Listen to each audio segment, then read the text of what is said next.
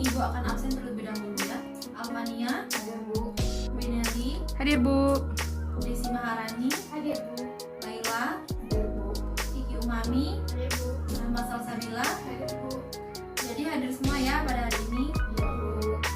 Semuanya sudah siap belajar? Siap Bu. Kalau sudah siap silakan keluarkan buku kalian dan buka halaman 30 pada materi virus.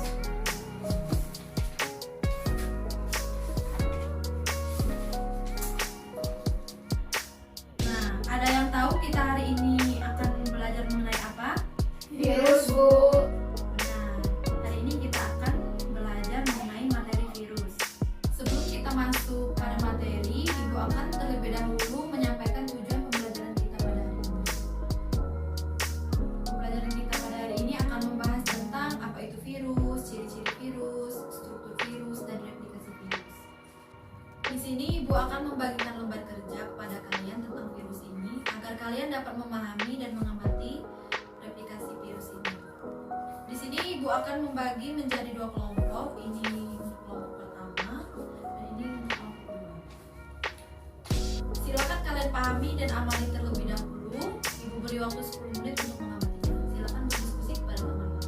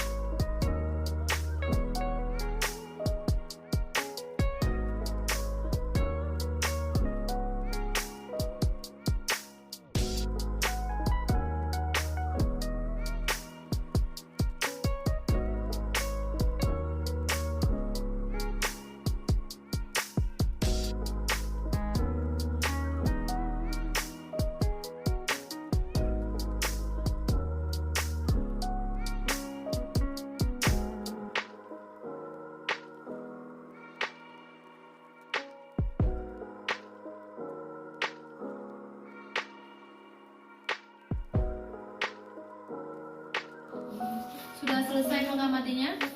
Sudah Bu. Sudah Bu. Silakan duduk kembali seperti biasa. Ya Bu. Jadi kalau sudah selesai semua berdiskusi, silakan bacakan hasil diskusi kalian ya. Siapa yang ingin menyampaikan diskusinya pertama? Saya Bu. Silakan Rama. Baiklah Bu, jadi dari hasil diskusi kami didapatkan bahwa virus adalah organisme parasit yang mana ia membutuhkan inang untuk bertahan hidup.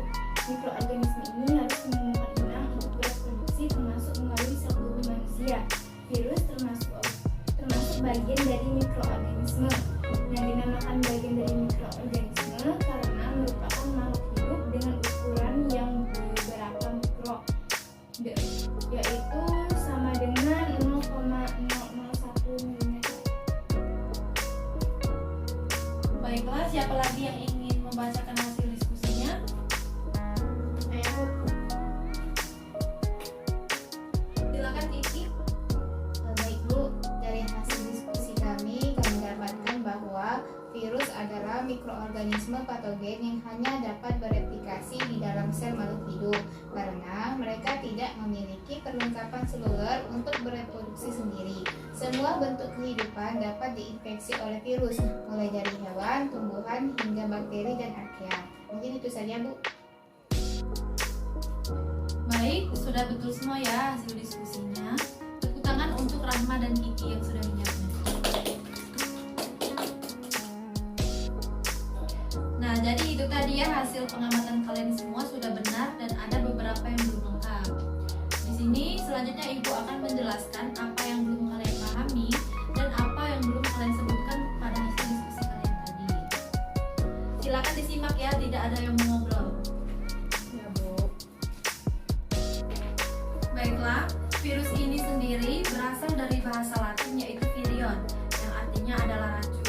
Virus itu sendiri selalu mengalami perkembangan dari waktu ke waktu, sehingga bisa dibilang sulit sekali mati atau hilang.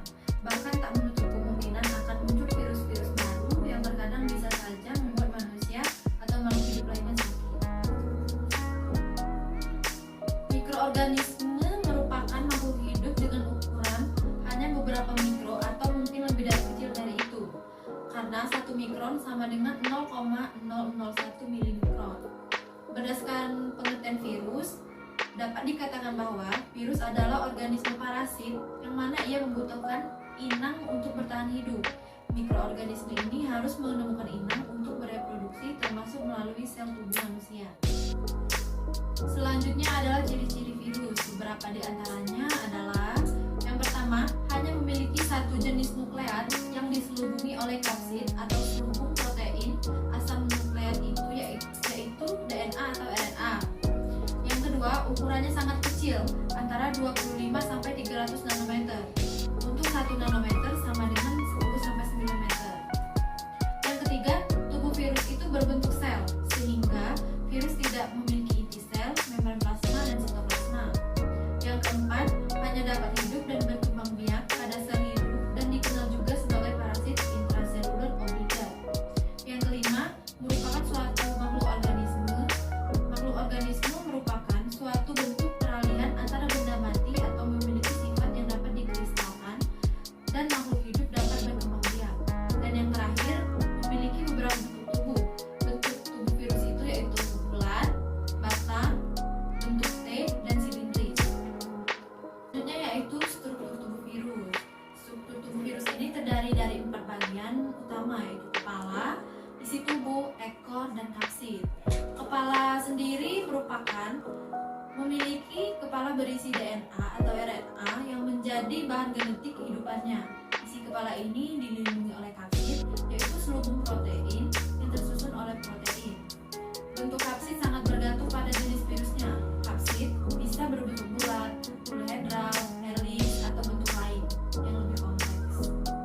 Yang kedua yaitu isi tubuh. Isi tubuh virus atau biasa disebut virion adalah bahan genetik yang berupa salah satu tipe asam nukleat atau DNA dan RNA. Tipe asam nukleat yang dimiliki akan mempengaruhi bentuk tubuh virus. Isi tubuhnya biasanya berupa RNA yang berbentuk menyerupai kubus, bulat, atau polyhedral.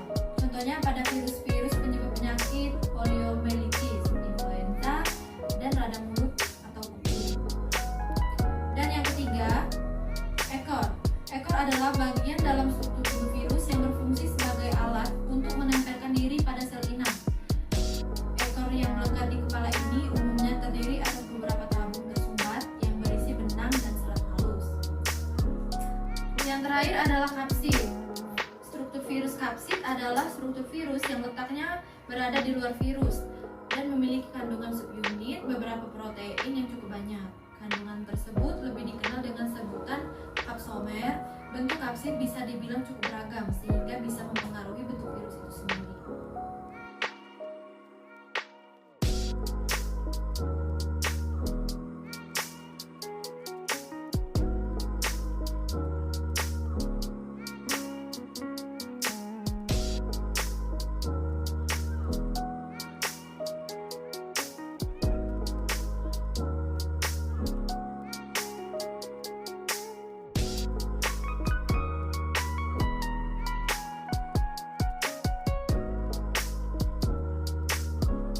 Nah, mungkin itu saja penjelasan dari Ibu.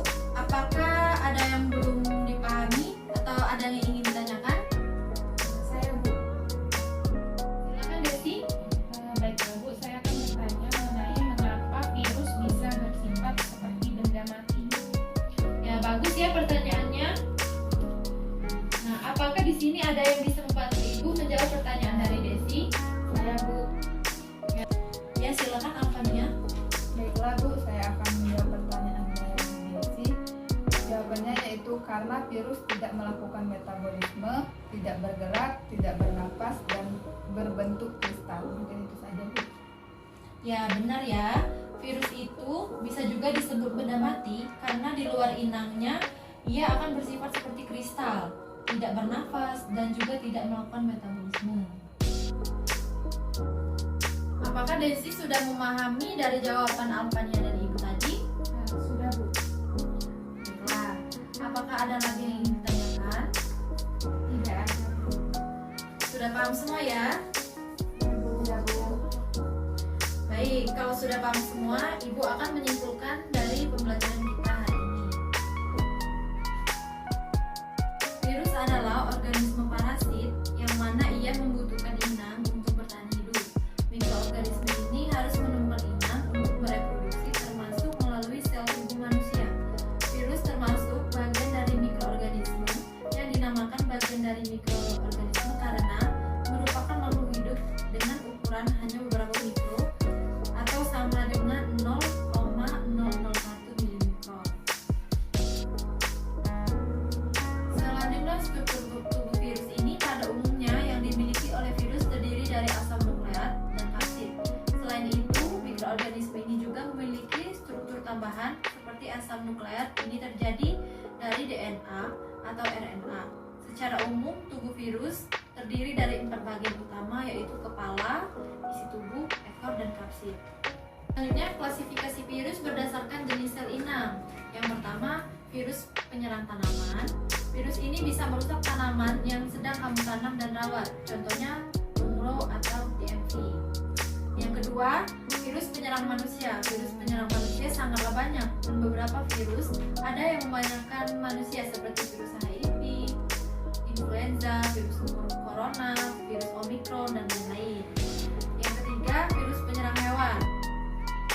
Virus penyerang hewan ini bisa membuat hewan yang kamu rawat jatuh sakit atau bahkan mati, contohnya flu burung, rabies, dan sebagainya. Yang keempat yaitu virus penyerang bakteri. Virus penyerang bakteri salah satunya adalah virus T. Baik, kalau sudah paham semua, sampai di sini dulu pertemuan kita pada hari ini. Kita lanjutkan di minggu depan ya. Ya Bu. Terima kasih ya Ibu Tutu. Wassalamualaikum warahmatullahi wabarakatuh. Waalaikumsalam.